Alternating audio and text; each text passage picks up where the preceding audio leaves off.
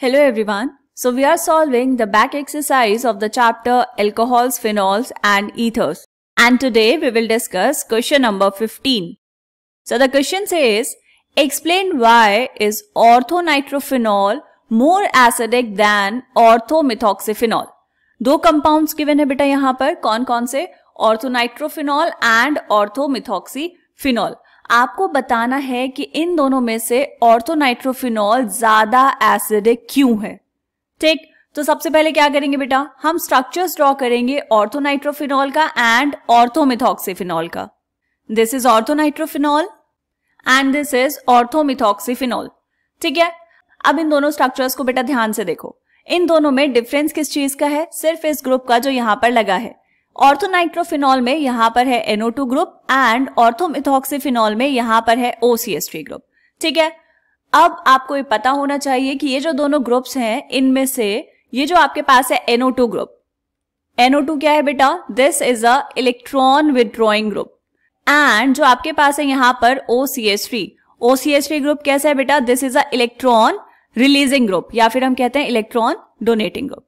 ठीक है, अब यहां पर एक तरफ है इलेक्ट्रॉन विथड्रॉइंग और एक तरफ है इलेक्ट्रॉन डोनेटिंग. तो क्या होगा बेटा? NO2 का होगा यहां पर कौन कौन सा इफेक्ट होगा? -R effect and -I effect.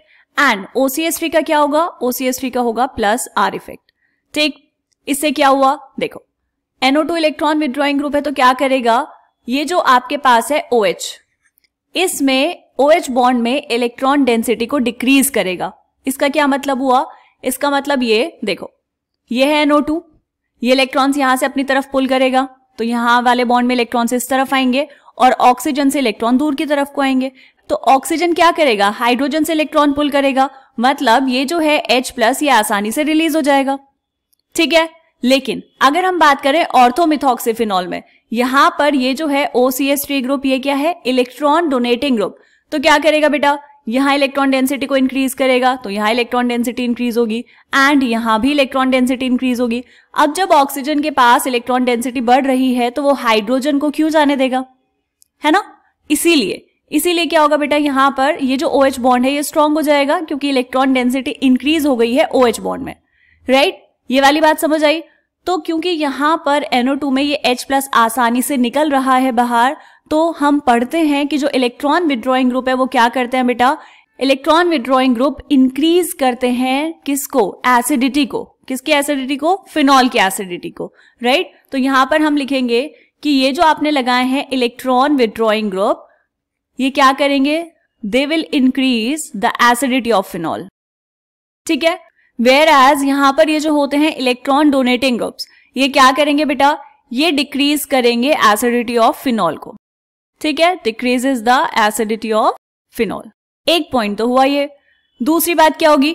यहां पर अगर हम बात करें इनके कॉरस्पॉन्डिंग फिनॉक्साइड आयंस की, मतलब जब यहां से ये H+ चले जाएगा बाहर तो क्या बचेगा? यहां पर ऑक्सीजन पे आएगा माइनस चार्ज और यहां पर भी ऑक्सीजन पे आएगा माइनस चार्ज. राइट, ड्रॉ करो दोनों स्ट्रक्चर्स. देखो बेटा, ये बनाया आपने कॉरस्पॉन्डिंग फिनॉक्साइड आयंस. अब यहां पर रेजोनेंस कैसे होगा? देखो, अगर हम यहां पर रेजोनेंस की बात करें तो नाइट्रोफिनॉल के रेजोनेटिंग स्ट्रक्चर्स तो हम पढ़ चुके हैं. कैसे बनेंगे बेटा? यहां पर ये नेगेटिव चार्ज शिफ्ट होगा इस तरफ तो यहां से ये जाएगा यहां. तो ये जो इलेक्ट्रॉन डेंसिटी है ये कहां मूव करेगी? NO2 ग्रुप में भी मूव करेगी. राइट, लेकिन अगर हम बात करें OCH3 में, मतलब ऑर्थोमेथॉक्सीफिनॉल में, तो यहां पर क्या होगा बेटा? यहां पर एक रेजोनेंस होगा इस तरफ से, है ना? और ये जो ऑक्सीजन पे लोन पेयर है ये रेजोनेंस कर रहे होंगे इस तरफ. ठीक है, तो जो ऑर्थोनाइट्रोफिनॉल का फिनॉक्साइड आयन है वो क्या होगा बेटा? वो स्टेबलाइज्ड होगा ड्यू टू रेजोनेंस. तो यहां पर लिखेंगे this is stabilized by resonance. Whereas यहां पे क्या होगा? ये डीस्टेबलाइज्ड हो जाएगा. डीस्टेबलाइज्ड क्यों? क्योंकि यहां पर ये जो ऑक्सीजन है ये रेजोनेंस को अपोज कर रहा है. राइट, यहां पर हम क्या लिखेंगे बेटा? This is destabilised by resonance. ठीक है, और कैसे देख सकते हैं इस चीज को? और आप इस चीज को ऐसे समझ सकते हैं कि ये जो NO2 है ये क्या कर रहा है बेटा? इस नेगेटिव चार्ज को ऑक्सीजन से ले रहा है अपनी तरफ को. राइट, वेयर एज ये जो OCH3 ग्रुप है ये क्या कर रहा है? इलेक्ट्रॉन डेंसिटी को इंक्रीज कर रहा है ऑक्सीजन के ऊपर. इसीलिए एक स्टेबलाइज हो रहा है और दूसरा डिस्टेबलाइज हो रहा है रेजोनेंस की वजह से. ठीक है, अब हमने क्या देखा है कि आपके पास जो भी कंपाउंड है उसमें से अगर आप इस प्रोटॉन को बाहर निकाल दें तो जो स्पीशीज बचती है उसकी स्टेबिलिटी डिसाइड करती है कि जो आपका कंपाउंड है वो कितना एसिडिक होगा।